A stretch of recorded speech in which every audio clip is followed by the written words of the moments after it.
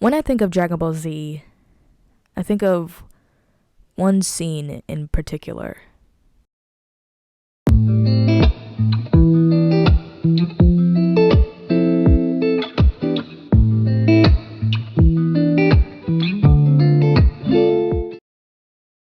The year was 2009, making me 6 at the time. And back in the day, as kids, when one of our favorite shows would go off, we would channel surf, go from the kid networks like Nickelodeon and Disney, Cartoon Network, until eventually we found a show that we enjoyed. Either that, or our parents would tell us to stop watching TV, go to bed, do homework, do something productive, touch grass. So I was in the midst of doing that, and I remember I was on Nicktoons. So of course we know Nickelodeon, but there was also another Nickelodeon channel called Nicktoons, which was basically cartoon channel for cartoons. And these shows, though, were a bit more mature. They're still directed towards children, but they were a bit more mature than other shows. And so I remember watching this one show, and I became completely enamored by it because it was something I had never seen before. It was unlike anything else I had ever watched as a child. And I was obsessed with the art style, with the characters, and the irony is like these characters acted as if they had already known each other, as if there was a show before, introducing me to who they are, and not just introducing me to who they are, but introducing one another to who they are. Little did I know that there was a show before it, but the show that I'm talking about is Dragon Ball Z Kai. Yes, I watched that show thoroughly when I was younger. Eventually I had to stop watching it because my mom didn't like me watching it, but I watched it anyway. Well, I watched it online on YouTube. I never really watched it after being told not to, but I will watch some of it on YouTube and just clips and stuff without any context. And I remember just loving it. Just loving it. And I would have friends that I would talk to about it. I used to draw when I was younger, ironically enough.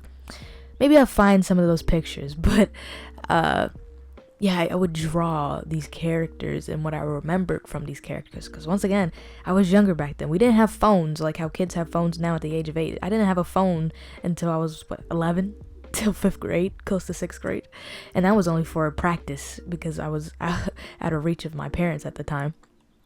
But I remember just drawing them from memory, talking about these characters with my friends, and playing Dragon Ball Z Raging Blast 2. That was my game. When I would go to my friend's house, we would play that game.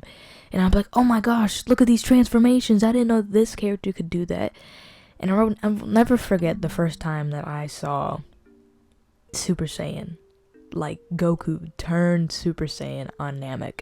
Well, let me back up and say, I remember when I was a kid, the scene that scarred me the most from Dragon Ball Z was when Krillin got stabbed in the Frieza saga, when it was Frieza in his second form, and they're all flying, they're in the air, and Frieza out of nowhere stabs Krillin in the chest with one of his horns, and then he just kept pushing his horn deeper into his body, causing him to bleed until eventually he just threw him away. I thought Krillin died right there, because I had heard that Krillin died, but I didn't know it wasn't from that.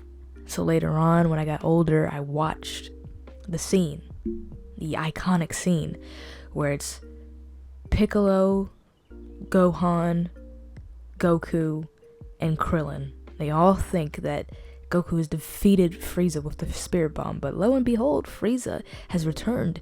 He instantly shoots a Piccolo with the same move that he shot Vegeta with that killed him. So you're thinking Piccolo's dead, and then he points at Krillin, sends him up to the air, crushes his hand and making it into a fist, killing Krillin, exploding him, and just having his blood falling out of the air.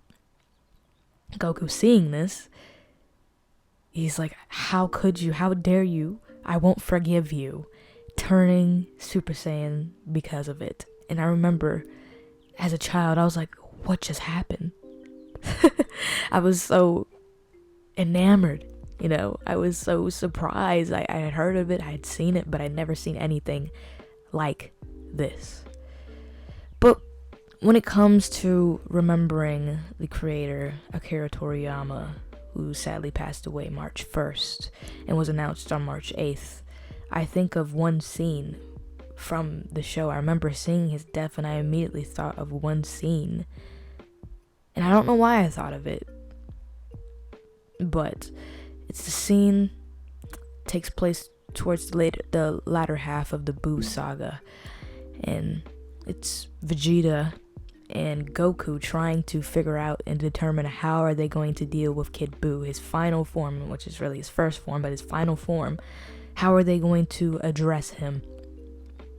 And Goku's like, I got it. And so Goku turns Super Saiyan 3 and faces Kid Buu all on his own. And Vegeta, who's forced to the sidelines, sits and watches. And he thinks back on their history. I mean, not just the history of the show, but their history. He thinks back to who he was before everything, how he was a Saiyan elite, a proud Saiyan elite who would have always remind you of such, how he would conquer planets, not just because of Frieza, but because he enjoyed doing so as a Saiyan. His Saiyan blood thrived upon it. And so eventually, after the death of Raditz, he hears that there's another one of his kind still alive, Kakarot. And Kakarot lives on a planet that within it dwells 7 mystical Dragon Balls that will grant you any wish. And so his wish at the time was to be immortal. And so he goes there, gets his butt whooped. But even though he had killed several of Kakarot's friends, even though he had killed many members of the Z fighters, Goku still spared him. He showed him kindness when no one else did.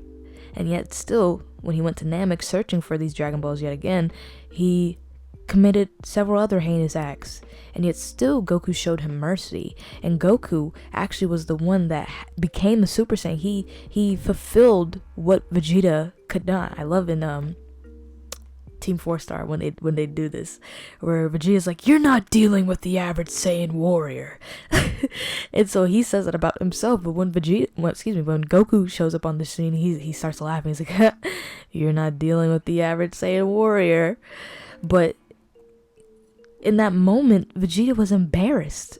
He thought he had it. He thought he could avenge his people, be like Sasuke and Naruto. He thought he could avenge his people, but no. In fact, while he's fighting Frieza, he loses the will to fight. He starts crying. And has to force him, almost like an Attack on Titan, when Aaron's about to die and he puts all his hopes and dreams into Armin.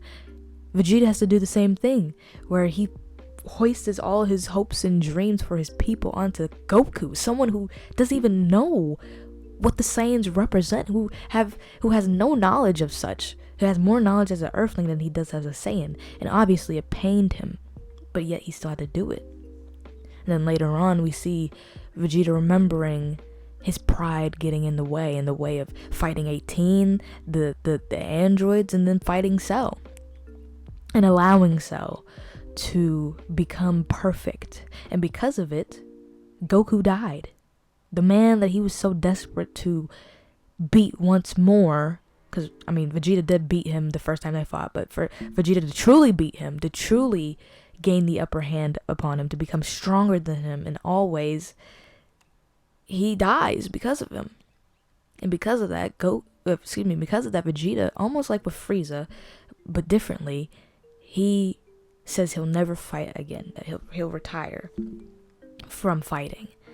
And so he thinks back to now, this moment where Goku's back, and but Goku's back, but he's not the same. At least Vegeta's not the same. Not that Goku's not the same. Vegeta's not the same. He's become a family man. He values, even though he will never tell you, he values his family. He values being a husband. He values being a father, and he relishes in it. He thrives as such Was it difficult? Was it a difficult process? Obviously so.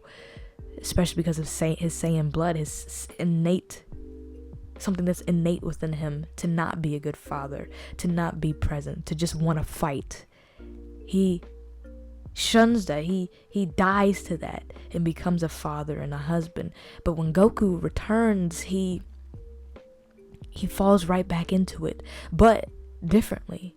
Because he claims, oh, I don't care about Bulma, I don't care about Trunks. But Goku could see through that facade. Goku understood Vegeta in a way that nobody else could. Goku could see that through that facade. And he could see that he just wanted to be bad, to fight Goku, to get his way. But deep down, he knew what he was doing was wrong. So in this moment of reflection, Vegeta thinks of all of this.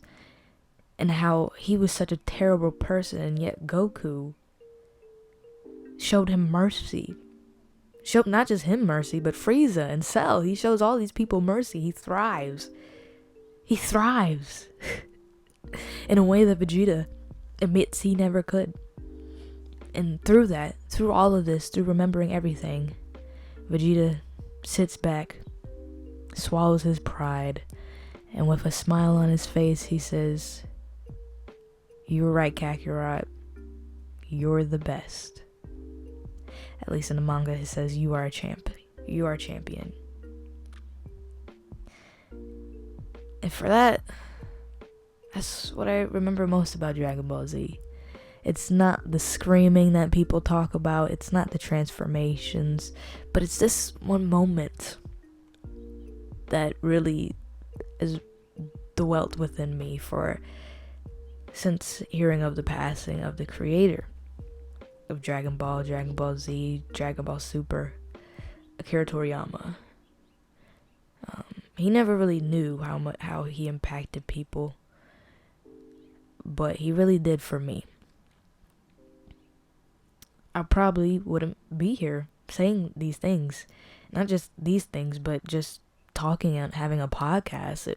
If it wasn't for him, honestly, I wouldn't have certain friends that I have now if it wasn't for him. And for that, I'm truly grateful.